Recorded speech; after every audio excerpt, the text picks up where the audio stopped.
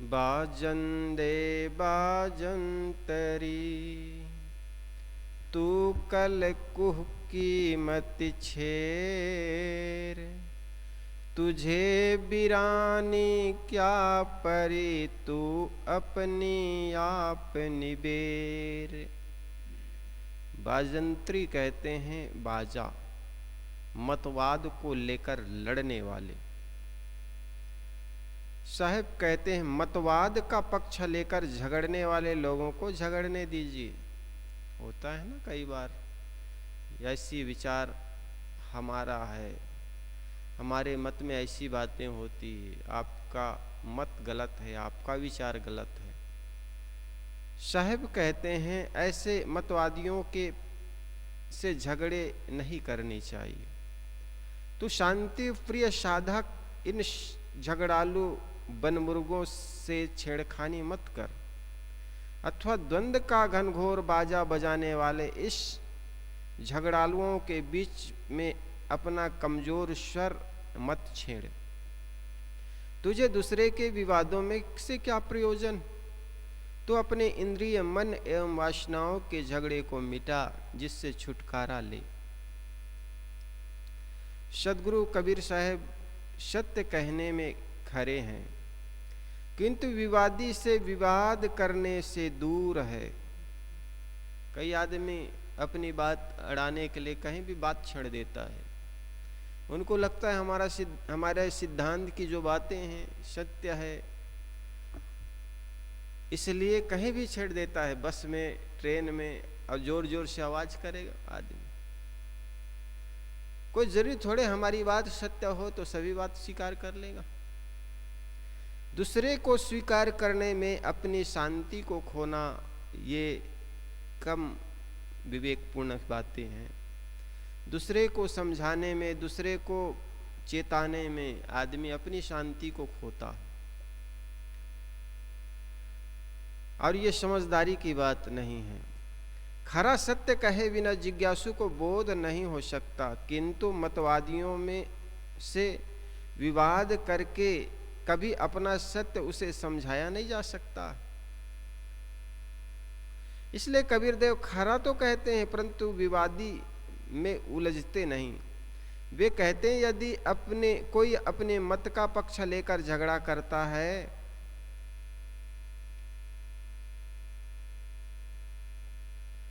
बकबक करता है, तो उन्हें झगड़ने दो। तुम अपने आप को उसके झगड़ने के बीच में मत डालो। बाजन दे बाजंत्री का अर्थ है बाजा बजाने दो, भयवार्थ है झगड़ालुओं को झगड़ने दो। जो लोग झगड़ा करके अपने मद को सिद्ध करना चाहते हैं, मनोविज्ञान से उनकी मानसिक दशा की दयनीयता समझ लो और उनसे दूर हो जाओ। भला आज तक कोई झगड़ा करके अपना पक्ष दूसरे को समझा सका है। जहां कहीं भी शास्त्रार्थ हुआ है वहां केवल कलह हुआ है। शास्त्रार्थ में दोनों पक्ष के लोग एक दूसरे को कभी समझने की चेष्टा ही नहीं करते। वह तो अपनी सही बात, सही गलत बातों को एन केन प्राकृण दूसरे के सामने ऐसे जोर से कहना होता है कि लोग उनसे आतंकित हो जाए। शास्त्रार्थ में तो वही जीतता है जो चतुर, चपल और बकबक करने में माहिर हो, प्रचंड हो। शास्त्रार्थ में समझने समझाने की बात नहीं होती, वहां तो हार और जीत की बात होती है। अपढ़ मूर्ख आपस में कलह होने पर लाठी चलाते हैं, और विद्वान मूर्ख शास्त्र के नाम पर झगड़ा करते हैं। झगड़ते समझाने का रास्ता शास्त्रार्थ नहीं, सत्संग है। इसलिए अपनी बात कहें, लेकिन कोई आदमी सामने से अपनी बात पुरजोर करना चाहता है, जोर जोर से कहना चाहता है, वहां पर मौन हो जाना ही औषधि है, शांति का रास्ता है। लेकिन हम सोचते हैं ये आदमी ऊंची आवाज में बोल रहा है, हम भी अपनी ऊंची आवाज में बोलेंगे तो शायद समझ जाएगा, और दोनों इसी उधेड़ बुन में एक शास्त्रार्थ, फलाने शास्त्रों में ये कहा है, कबीर ने ये कहा है कि वेद में ये कहा है। आदमी एक दूसरे की बातों को सुनना नहीं चाहता, केवल अपनी बातों को रखना चाहता। एक बात हो गई। दूसरी बात, अपनी विद्वता दिखाना चाहता है, देखो हम इतनी जानकारी हमें है। कोई जाने या ना जाने, रहनी संपन्न संत हो, ज्ञानी संपन्न संत हो, फर्क क्या पड़ता है? हमारी बात कोई सुने या ना सुने, लेकिन हम तो अपने आप में जानते हैं, क्या जानते हैं क्या नहीं जानते। एक बार अभी छत्तीसगढ़ का भ्रमण था, उन्होंने कुछ शब्द बोले, कुछ प्रश्न किए और उपनिषद का विक्षेप, आवरण, कुछ ऐसे प्रश्न किए उन्होंने, इस पर प्रकाश डाल दिए। हमने अपने ढंग से कहे और फिर बाद में कह दिए इससे आगे हम नहीं जानते। सामने वाला आदमी ने कहा नहीं गुरुजी, आप जो बोल रहे हैं वही सत्य है। कई बार होता है आदमी जिसको नहीं जानता है उसको भी ऊपर चढ़ बढ़ कर के बातें करता है। जिस बात को नहीं जानते उसको ऐसा लगता है कि मैं कह दूंगा, नहीं जानूंगा तो लोग तभी नहीं उड़ाएंगे, मजाक उड़ाएंगे, तो उल्टा सीधा वो कह करके वो सीधा करना चाहता हूं। तो जहां पर हाथ जोड़ लिए, मैं इसके बारे में नहीं जानता हूं, लगता क्या बेकार की शब्दों में विवाद में पड़ने के बजाय हाथ जोड़कर कह दे भाई साहब इस संबंध में मेरी कोई जानकारी नहीं है, मैं नहीं जानता हूं। क्या लगता है? यदि कोई तुमसे विवाद करते हुए कहे कि तुझे अपने मत को समझाओ, यदि तुम अपने मत को नहीं समझा पा रहे हो तो तुम्हारा मत असत्य है, तो इससे तुम कह सकते हो कि ठीक है मेरा मत असत्य ही समझ लो, परंतु आपका मत तो सत्य है, फिर आप अपने मत को विवाद करके दूसरे मत वालों को क्यों नहीं समझा देते? जैसे आपके ख्याल से आपका मत, आपका विचार, आपका सिद्धांत सत्य होते हुए भी आप उसे दूसरे को बलात् नहीं समझा सकते, वैसे मैं भी अपना मत को बलात् कैसे समझा सकता हूँ? दूसरे सबको समझाकर तब हम अपने मत पर चलें, तो ऐसा सोचना वह न दूसरे सबको समझा सकेगा और न अपने मत के अनुसार वह चल सकेगा। जिज्ञासुओं को ही समझाया जा सकता है। जिज्ञासुओं वह है जो विनम्र, उदार, निष्पक्ष होकर श्रद्धा एवं बलपूर्वक समझने का भाव रखता है। जो व्यक्ति अपनी बात को पक्की मानकर विवाद करने आता है वह नहीं समझ सकता, उसी समझने का भाव ही नहीं है। यदि कहीं कोई मतवादी घेर घेर कर विवाद ही करना चाहे तो आपको उनसे केवल उनकी बात में प्रश्न करना चाहिए। अपना कोई मत न रखना और दूसरे के मत में केवल प्रश्न करते जाना विवादी को थकाने का तरीका है। परंतु इस शास्त्र का प्रयोग तब करना चाहिए जब कोई बहुत पीछे पड़ जाए और आप अपना बल अंदाज ले। इसके लिए आपको अगले आदमी के मत का ज्ञान होना चाहिए और आप में प्रलब्ध बुद्धि व वाक्य निपुणता होनी चाहिए। परंतु शांति इच्छुक के लिए यह सब भी ठीक नहीं है। इसलिए सद्गुरु कहते हैं बाजन दे बाजंतरी, झगड़ा करने वाले को झगड़ने दीजिए। कल कुहकी मति छेर, तू शांति प्रिय आदमी इन झगड़ालू वनमुर्गों से छेड़खानी एवं नोकझोंक न कर। कल का अर्थ है मधुरता एवं शांति है। कुकही का अर्थ वन मुर्गा है। वन मुर्गा जब बोलने लगता है तब दिन दिन भर पुक पुक बोलता रहता है। वन मुर्गा को बंस मुर्गी भी कहते हैं। कबीर साहब सटीक उदाहरण देते हैं। वे कहते हैं कि तुम कल से शांति से रहने वाले साधक हो, अतएव इन झगड़ालू बनमुर्गों में मत उलझो। विवाद की कोई इति नहीं है, विवाद से विवाद बढ़ता है। सदगुरु ने 70वीं रामायणी में कहा है, बोलत बोलत बाढ़ु विकारा। बहु बोलने से केवल विकार बढ़ता है, बहु बोलने वाले को भी मौन साधना होगा। अति बोलने वाला आदमी झूठ भी बोलता है, अपनी बातों को मनवाने के लिए, अपनी हार न मानने के लिए वो बड़बड़ बड़बड़ बोलते रहते हैं। अति बोलेगा तो कुछ झूठ भी निकलेगी। सुना जाता है कुहकी नाम की एक छोटा बाजा भी होता है, उससे कमजोर स्वर निकलता है। इस अर्थ में कल कुहकी का विशेषण होगा, अर्थात कुहकी में कल विशेषण माना जाएगा। अतएव अर्थ होगा कि कमजोर स्वर निकलने वाले कुहकी नाम का बाजा बजाना मत शुरू करो। अभी प्रायः है कि नवकार खाने से नक्कार खाने से तुति की आवाज ही कहानी मत चरितार्थ करो। अगला आदमी जोर देकर बकबक करने वाला प्रमादी है तो तुम शांति से धीरे तथा कम बोलने वाले साधक हो, फिर तुम उससे अपना कलकुह क्यों छोड़ते हो? जब सामने वाला आदमी बड़बड़ बड़बड़ बोलने लग जाए तो अपनी धीमी आवाज करके बोलने से क्या फायदा, क्योंकि उनकी जब बड़बड़ाहट आवाज है उनसे आपकी आवाज दब जाएगी। समझदारी यही है कि वहां पर चुप हो जाए, मौन हो जाए। समझदार वह है झगड़ालुओं से अपने आप को बचाए। विवाद करने में अपनी शक्ति छीन होती है, इसलिए निर्विवाद रहना अच्छा है।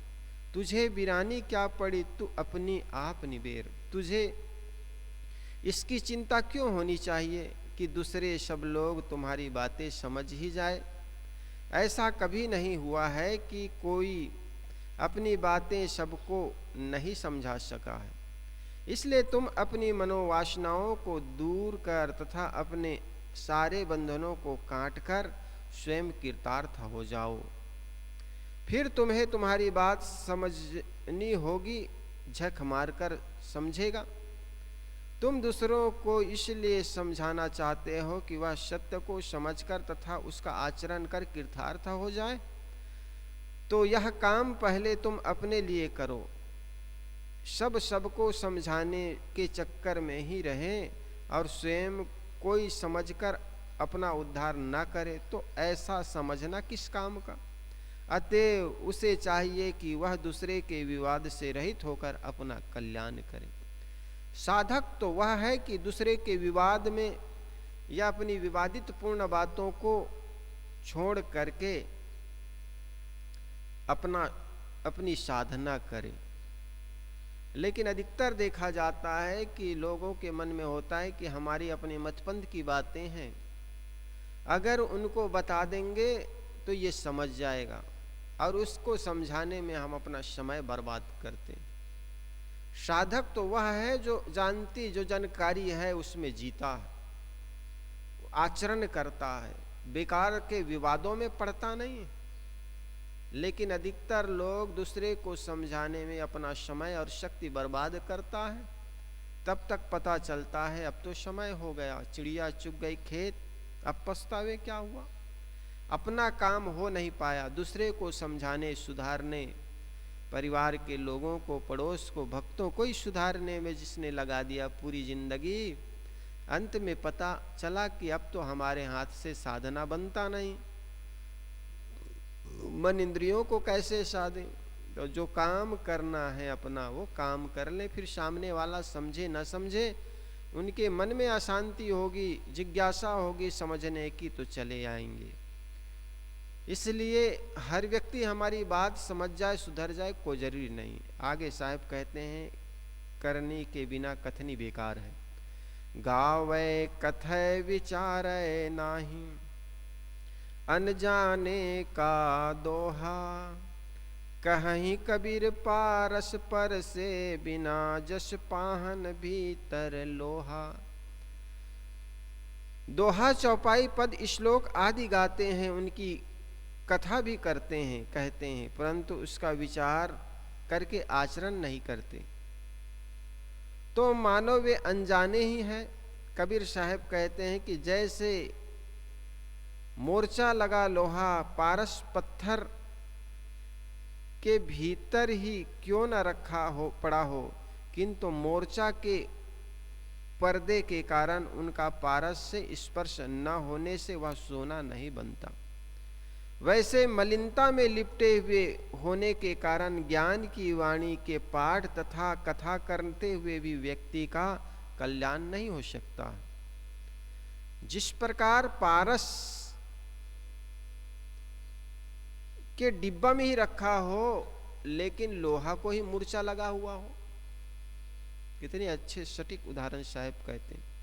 पारस पत्थर यद्यपि काल्पनिक है किंतु बातों को समझाने के लिए उसका उदाहरण कवि जगत में चलता है। जिस लोहे में खूब मोर्चा लगा हो ऐसे लोहा चाहे पारस पत्थर के ही भीतर पड़ा हो वह सोना नहीं हो सकता है। कोई पेटी बना लो पारस पत्थर का, उसके अंदर में तुम जंग लगे हुए लोहा को रखो तो जंग लगे हुए लोहा पारस पत्थर के स्पर्श में नहीं आएगा क्योंकि उसमें जंग लगा हुआ है। और पारस पत्थर के जब स्पर्श में नहीं आएगा तो सोना कैसे बन जाएगा। पारस पत्थर एक काल्पनिक पत्थर है, यद्यपि बाहर प्रकृति में ऐसा कोई पारस पत्थर नहीं है जिसको लोहा से छुआ देने से लोहा सोना बन जाए। साहब ने कहा ना, पारस तो पारस भया परख भया। पारस से तो केवल सोना बनता है, लेकिन गुरु है कर दे आप समान। पारस लोहा को पारस नहीं कर सकता है, लेकिन गुरु गुरु बना सकता है। पारस यद्यपि एक काल्पनिक पत्थर है और किसी अपनी बात को कवि जगत में समझाने के लिए उनका प्रयोग किया जाता है। लोक धारणाएं हैं कि पारस के स्पर्श होने मात्र से लोहा सोना बन जाता है। तो लोहा सोना तो तब बनेगा जब पारस से स्पर्श करे, जब उसमें कार्बन लगा हुआ हो, जंक लगा हुआ हो तो पारस से स्पर्श नहीं कर पाएगा। ठीक इसी प्रकार कोई साखी दोहा कथा सुनाता रहे लेकिन उसके साथ वो जिए ना, है ना। कम बोलना चाहिए, कम खाना चाहिए, ऐसा ऐसा हम दोहराते चले जाएं और जब बोलने की बारी आए तो बड़बड़ बड़बड़ बोलते चले जाएं, इससे फर्क क्या पड़ेगा। गावे कथे विचार है, नहीं साहब ने आगे कहा ना, गाता है लेकिन विचार नहीं करता है कि कैसा जीवन जीना चाहिए, केवल जानता तो है। देखो बहुत से डॉक्टर है जो बड़ा पतला दुबला है, स्वयं बीमारी से ग्रसित है, लेकिन दूसरे का जब इलाज करना होता है तो खूब बताता है परहेज, ये खाना चाहिए, सुबह ऐसा टहलना चाहिए। और उनको पूछो स्वयं करते हो भाई साहब, क्या फुर्सत नहीं। कितने मोटा एक व्यक्ति को देखा हमने,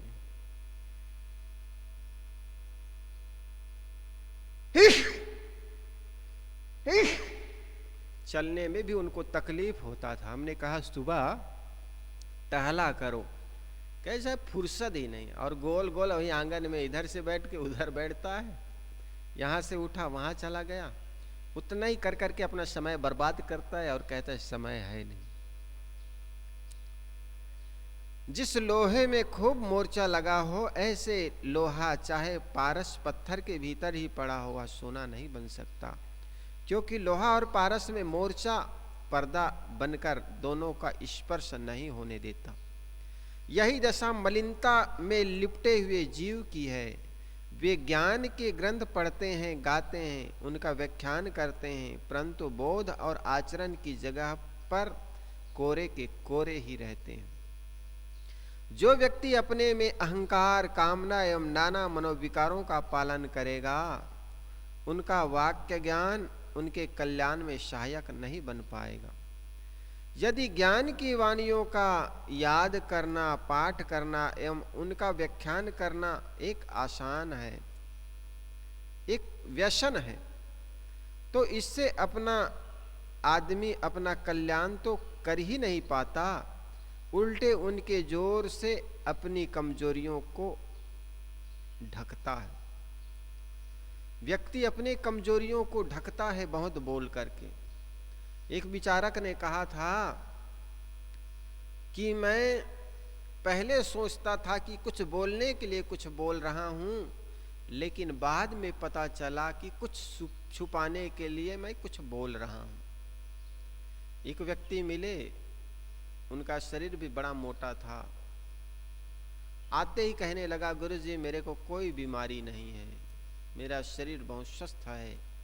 लेकिन दरवाजे से चल कर आए तो उनको मिनटों लगा, 5-6 मिनट लगे। 2 मिनट का रास्ता, 7 सेकंड का रास्ता, करीब करीब 5 मिनट लगा। हाँफते हुए आया, कुर्सी में बैठा, कहने लगा, गुरुजी मेरे को कोई बीमारी नहीं।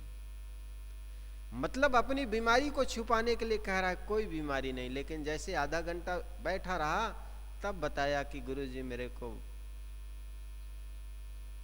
शक्कर की बीमारी है, डायबिटीज है। बहुत छोटा था, हल्की उम्र थी उनकी। तो कई बार ऐसा होता है, अपनी जो गलतियां होती है, अपने अंदर जो कमजोरियां होती है, ठीक उसके विपरीत बोलता है आदमी। तो उस विचारक ने कहा, मुझे बाद में पता चला कि कुछ छुपाने के लिए कुछ बोल रहा हूं। एक बहुत बड़े राष्ट्रपति हुए अमेरिका का, नाम तो अभी ख्याल नहीं, लेकिन उन्होंने कहा था, उनको जब पूछा कि राजनीतिक जगत में आप सबसे दुनिया में कम बोलने वाले व्यक्ति हैं, कारण क्या है? तो उन्होंने बड़ा अच्छा कहा, जिन बातों को मैंने कभी नहीं बोला उनके लिए मुझे कभी पश्चाताप नहीं हुआ। ये बात मुझे बाद में पता चला, अन्यथा मैं जीवन भर मौन रहता। व्यक्ति मौन रहे तो कोई घाटा नहीं, लेकिन मौन भी रहा नहीं जा सकता है। थोड़ा बहुत भी जानकारी हुई, बस आदमी फक फक बोलना चाहता है, दूसरे को समझाना चाहता है, दूसरे को बताना चाहता है, और ये सोचता है जब तक नहीं बोलूंगा तो ये आदमी मूर्ख समझेगा। और ज्ञानी समझ बोलने हैं, या ये आदमी मुझे ज्ञानी समझे तो समझता है कि अपनी बातों से इनको प्रभावित करूं, अपनी बात जानकारी इनको दूं, तभी तो लोग जानेंगे, यार बहुत ज्ञानी है, बहुत जानता। सबसे अच्छा है कि ज्ञानी बनने का एक तरीका है मौन। मौन से आपके अंदर की जो कमजोरियां हैं वो छुपी रहेगी, एक दूसरी आप उलझेंगे नहीं। बोल बोल करके आदमी वाणी से उलझ जाता है, मन से अशांत होता है। इसलिए साहब ने कहा, बोलत बोलत बाढ़ु विकारा, सो बोलिए जो पड़े विचारा। अत्यधिक मौन रहना भी गलत है तो अत्यधिक बोलना भी गलत है। जिस प्रकार अत्यधिक बारिश होने से भी बाढ़ आ जाती है और अत्यधिक सूखा पड़ने से भी फसलें सूख जाती है, अकाल पड़ जाते हैं। इसीलिए जितनी आवश्यक है उतने बारिश हो, जितने आवश्यक उतने धूप निकले तो फसलें अच्छी होती। ठीक इसी प्रकार अति बोलना भी अपनी कमजोरी को प्रकट करना है, और बिल्कुल नहीं बोलना भी अपने अंदर की कमजोरी को प्रकट करना है। इसलिए जितनी आवश्यकता है उतनी बोलना, ये सबसे श्रेयकर है। यदि ज्ञान की वाणियों का याद करना तथा पाठ करना, उन पर व्याख्यान करना एक व्यसन है, तो इससे वह आदमी अपना कल्याण ही कर ही नहीं पाता, उल्टे उनके जोर से अपनी कमजोरियों को ढकता है। वाचिक ज्ञानी वाक्य ज्ञान से अपने दोष को सद्गुण सिद्ध करता है। एक प्रवक्ता महात्मा नामधारी ने अपने प्रवचन में कहा था, भगवत भक्ति में यदि दूषण है तो वे मानो भूषण ही है। जब सुधार की भावना नहीं होती है तब व्यक्ति का सारा ज्ञान उसे विपरीत दिशा में ही ले जाता है। ऐसे अनेक तथा कथित ज्ञानी, कथावाचक एवं प्रवक्ता होते हैं जो बातें निचोड़ कर कहते हैं, परंतु उनके आचरणों में लाखों कोस दूर होते हैं। अप्य दीक्षित ने ठीक ही कहा था, नीति ज्योतिष शास्त्रों, वेद एवं ब्रह्म के ज्ञाता बहुत मिलते हैं, परंतु अपनी कमजोरियों तथा अपने ज्ञान के ज्ञाता विरले हैं। इसलिए युधिष्ठिर जी कहते हैं, पढ़ने वाले, पढ़ाने वाले, शास्त्रों के चिंतन करने वाले सब व्यसनी और मूर्ख हैं। जो क्रियावान है, सदा आचरण संपन्न है, वह पंडित है। नीतिज्ञ, नियतिज्ञ, वेदज्ञ अभिभवन्ति शास्त्रज्ञः, ब्रह्म अभिलभ्यः स्वज्ञानिनो विरलाः। साहेब नीतिकार कहते हैं, नीति, ज्योतिष, शास्त्र और वेदों तथा ब्रह्म के ज्ञाता बहुत मिलते हैं, परंतु अपनी कमजोरी तथा अपने अज्ञान के ज्ञाता विरले हैं। और यहाँ तक धर्मराज युधिष्ठिर कहते हैं, पढ़ने वाले, पढ़ाने वाले, शास्त्रों के चिंतन करने वाले सब व्यसनी और मूर्ख है। जो क्रियावान है अर्थात जो ज्ञान में जीता है, वही सद्गुण संपन्न है, वही पंडित है। अतएव हमारे मन का थोड़ा ज्ञान भी आचरण युक्त है तो बहुत है, आचरण रहित बहुत ज्ञान किस काम का। जानकारी बहुत है लेकिन हम जीते नहीं, वह ज्ञान किस काम का। इसलिए जितने हम जानते हैं, जितने हमारे अंदर जानकारी है, उतने जिए, उससे अपना लाभ होगा, औरों को भी लाभ होगा। साहेब आगे कहते हैं, प्रथम एक जो हौ किया, भया सो 12 बान, कसत कसौटी नाटिका, पीतर भया निदान। सर्वप्रथम केवल ब्रह्म था। इसने सोचा कि मैं एक हूं परंतु बहुत हो जाऊं। वह एक से अनेक अर्थात जगत बन गया। यह सिद्धांत खरा सोना के समान बड़ा सच्चा लगता है, परंतु जब इसे परख की कसौटी पर कसा गया तब यह सत्य रूप में नहीं ठहरा, अतएव पीतल सिद्ध हुआ। प्रथम एक जो हो किया, ये कल्पना करते हैं कि सर्वप्रथम केवल एक ब्रह्म था। उसने सोचा मैं बहुत हो जाऊं, सृष्टि के विस्तार हो जाए, जगत बन गया। ऐसे सोचने से जगत बन गया। यह सिद्धांत खरा सोना की भांति सच्चा लगता है, परंतु जब इससे परख की कसौटी से करा जाए तो यह पीतर अर्थात असिद्ध होता है, असत्य सिद्ध होता है। पूरा काल से ऐसे चिंतक हुए हैं जिन्होंने यह कल्पना की कि सर्वप्रथम केवल एक ब्रह्म था, एक ब्रह्म था, एक ही ईश्वर था, एक ही शक्ति। कई बार आदमी कहते हैं नहीं, कोई ना कोई तो शक्ति है, ऐसे कहते हैं ना, कोई ना कोई तो मालिक है जो इस दुनिया को चला रहा है। ऐसे लोगों की मान्यता है। कहीं भी फंस जाएगा तो कहते हैं नहीं, कोई ना कोई तो शक्ति है, इसके अलावा और कुछ नहीं था। आदमी कहता है कि ब्रह्म सबसे पहले ब्रह्मा था, उसके अलावा और कुछ नहीं था। उसे अकेले में आनंद नहीं आया, एकांकी न रमनते, अतएव उसने सोचा कि मैं एक हूं परंतु प्रजा के रूप में अनेक हो जाऊं। एको अहम बहुश्यामी प्रजायते, फिर सृष्टि हो गई। इन सबका अर्थ यह है कि पहले जगत नहीं था, केवल एक अखंड शुद्ध चेतन स्वरूप ब्रह्म था। उसी ने जगत बनने की इच्छा की और वह स्वयं जगत बन गया। इस सिद्धांत को लोग बड़ा महत्वपूर्ण मानने लगे। आज भी जो लोग विवेक नहीं करते वे इस सिद्धांत को महत्वपूर्ण मानते हैं, परंतु जब इस पर परख की कसौटी लगाई गई तब असत्य सिद्ध हुआ। ब्रह्मज्ञानी जन ब्रह्म को स्वजाति विजाति एवं स्वगत भेद से रहित, निराकार, एक अखंड, सर्वत्र व्याप्त और शुद्ध चेतन मानते हैं। फिर उसमें स्फूर्ति, संचालन, क्रिया, विकार हो ही नहीं सकते। जहाँ क्रिया और विकार ही संभव नहीं, वहाँ सृष्टि का होना कैसे संभव होगा। इसके अलावा ब्रह्म को सदानंद कहा जाता है, अर्थात वह सत चित और आनंद स्वरूप है। परंतु जगत असत असित अचित और कलेशमय है, तो सत से असत, चित से अचित और आनंद से क्लेश रूप जगत कैसे बन गया?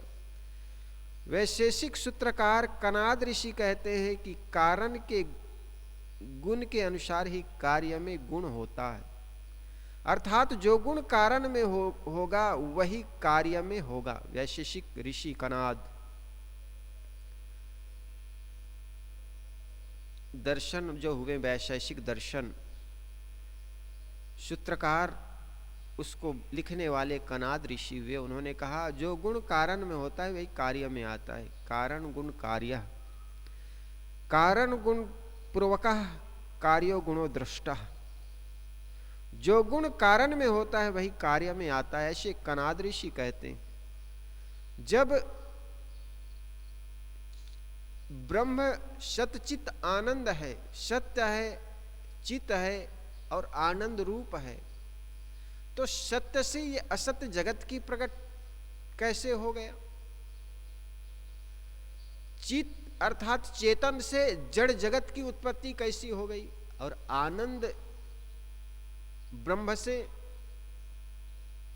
कलेश युक्त संसार की उत्पत्ति कैसे हो गई?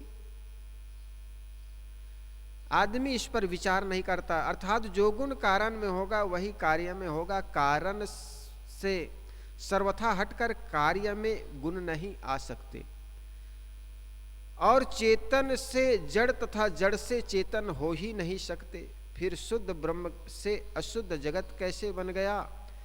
क्रियाहीन ब्रह्म से क्रियाशील जगत कैसे बन सकता है? अतएव इस सिद्धांत को कपिल, कनाद, गौतम, जैमिनी और पातंजलि ने तो जो क्रमशः सांख्य, वैशेषिक, न्याय, मीमांसा और योग दर्शन के प्रणेता है नहीं मानते। हमारे 6 दर्शन माने जाते हैं, सांख्य, वैशेषिक, न्याय। यहाँ पर वैशेषिक सूत्रकार कणाद ऋषि कहते हैं जो गुण कारण में होता है वही कार्य में होता है। और आप कहते हो कि ब्रह्म सतचित आनंद है और ब्रह्म से ही जगत की उत्पत्ति हुई। ब्रह्म को ऐसा लगा कि मैं एक हूं, बहुश्यामी प्रजाये बहुत हो जाऊं, और वे बहुत से प्रजा हो गए। सृष्टि की उत्पत्ति हो गई, जगत बन गया, ऐसा लोग मानते हैं ब्रह्मवादी। तो हमें सोचना चाहिए, जब ब्रह्म सतचित आनंद है तो सत ब्रह्म से असत जगत की उत्पत्ति कैसी हो गई? क्योंकि सृष्टि तो जड़ है ना,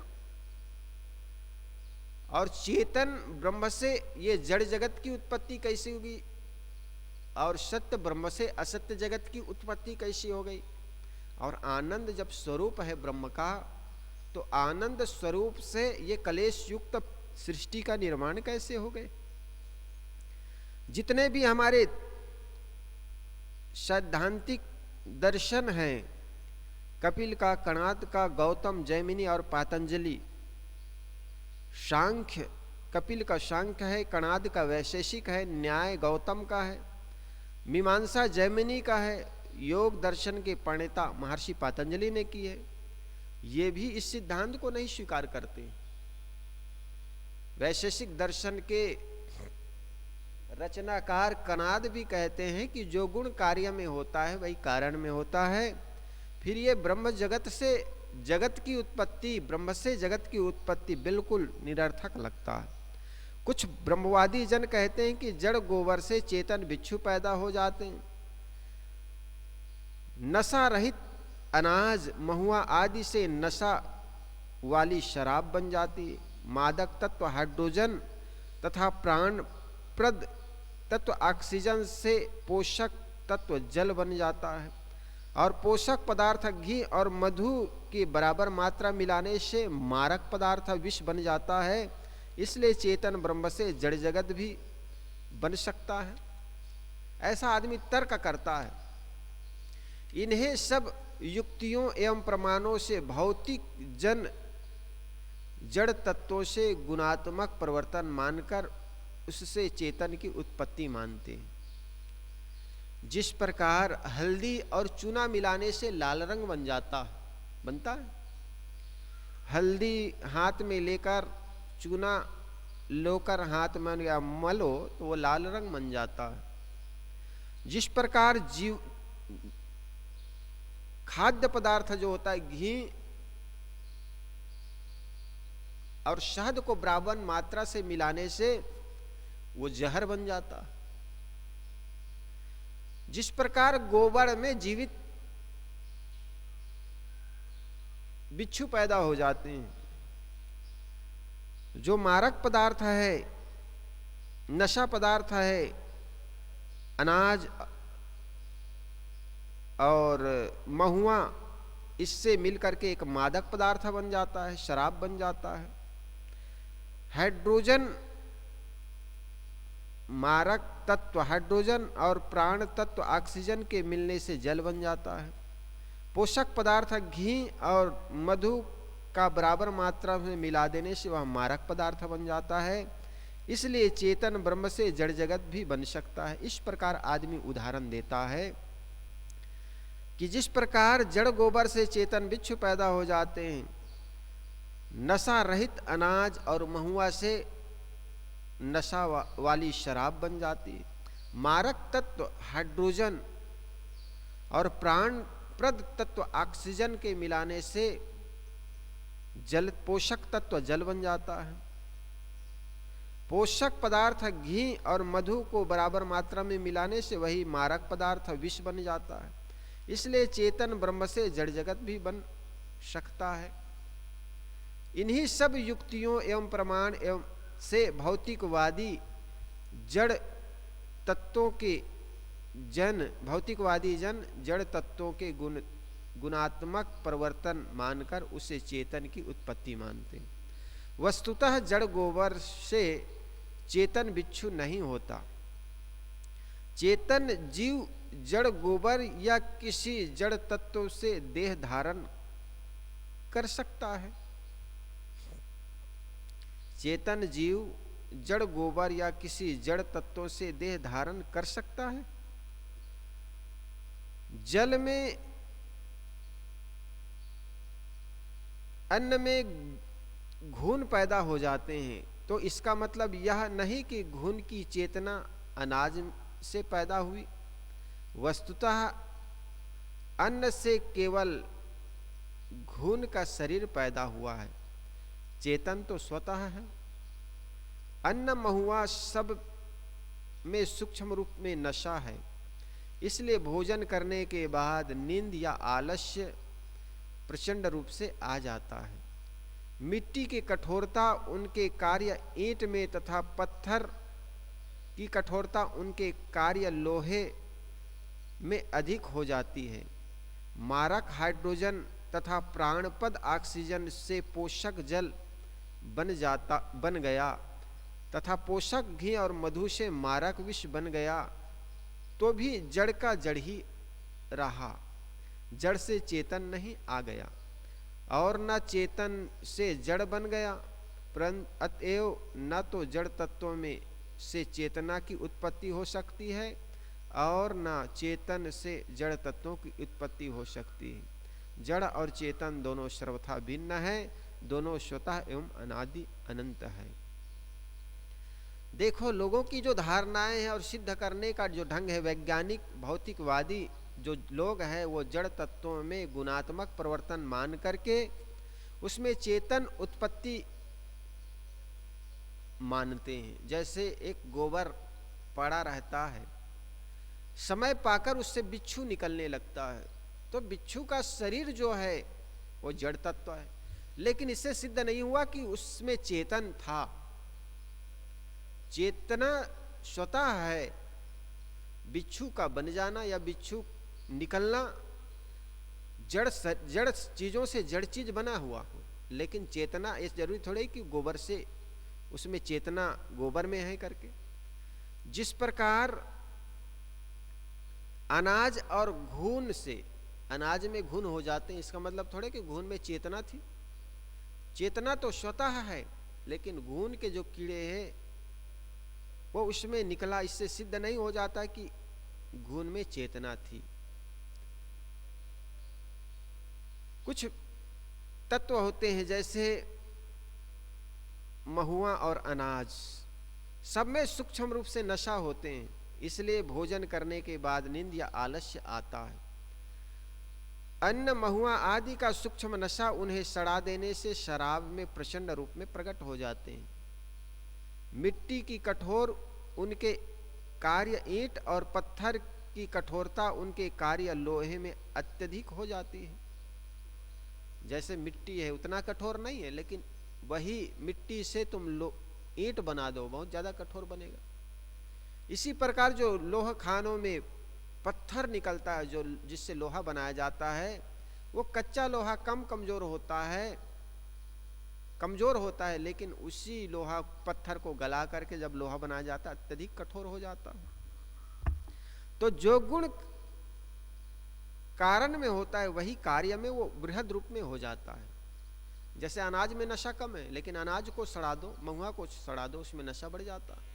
तो ये सिद्ध होता है कि जो चीज थी वही चीज ही हुई, उनका प्रभाव बढ़ जाता है। जैसे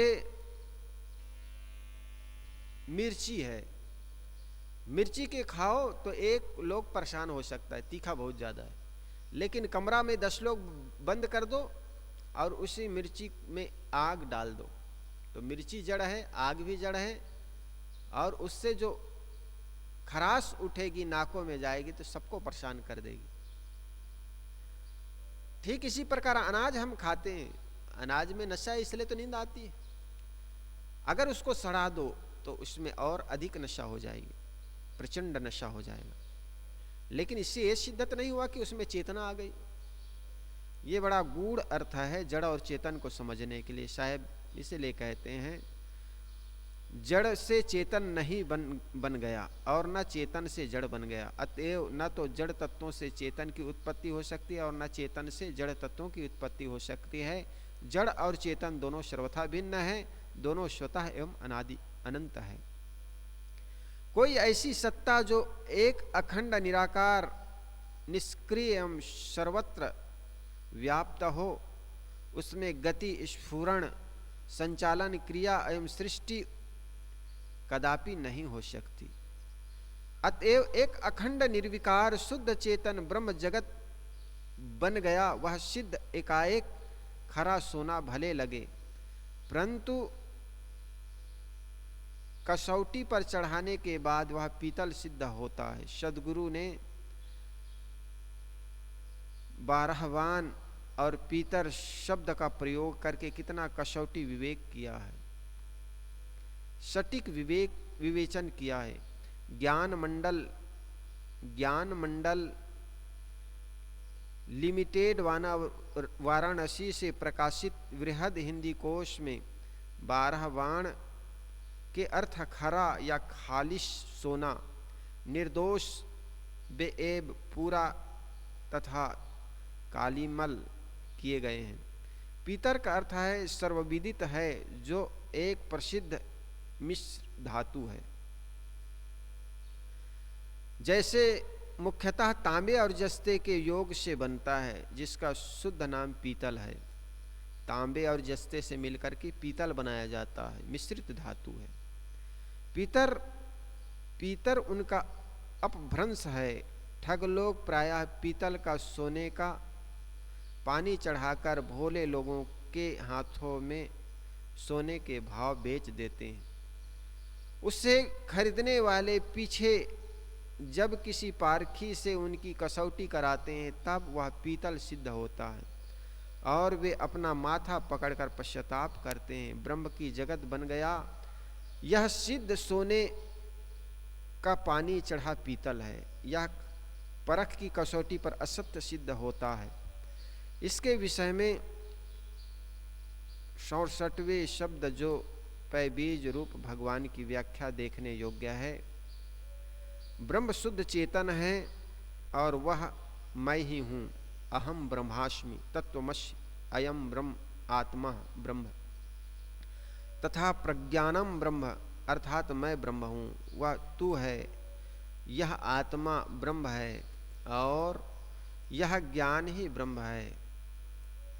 ब्रह्म की यह सरल एवं शुद्ध परिभाषा ही ठीक है, परंतु इसे जहाँ सर्वत्र व्याप्त एवं जगत का अभिन्न निमित्त उपादान कारण कहा जाएगा, वही उनके विषय में भ्रम पैदा किया जाएगा।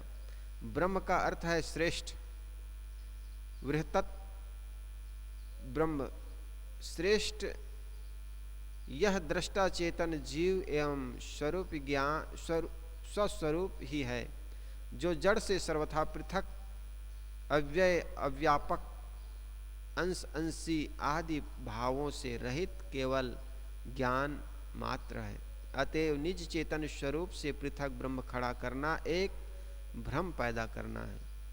मैं ब्रह्म सर्वत्र व्याप्त एवं जड़ जगत से अभिन्न हूँ, यह महाभ्रम है। वस्तुतः मैं शुद्ध चेतन जड़ जगत से सर्वथा पृथक दृश्यों का दृष्टा एवं ज्ञान मात्र हूँ, यही वास्तविकता है। इसको ब्रह्म एवं श्रेष्ठ कहना कोई बुरा नहीं है।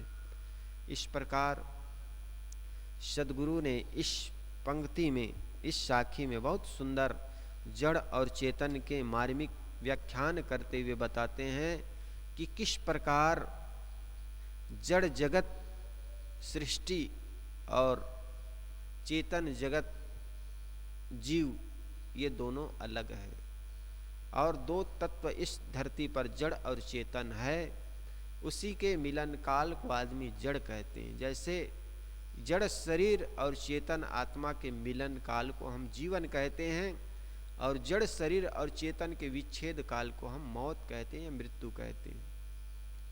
इस प्रकार सद्गुरु इस साखी में कहते हैं कि कुछ लोगों का यह सिद्धांत कहते हैं कि पहले चराचर ब्रह्म था और उनका मन ऊब रहा था, मैं एक से बहुत हो जाऊं, बहुत श्यामी और बहुत सृष्टि का विस्तार हो गया, ऐसा लोगों का की कल्पना है।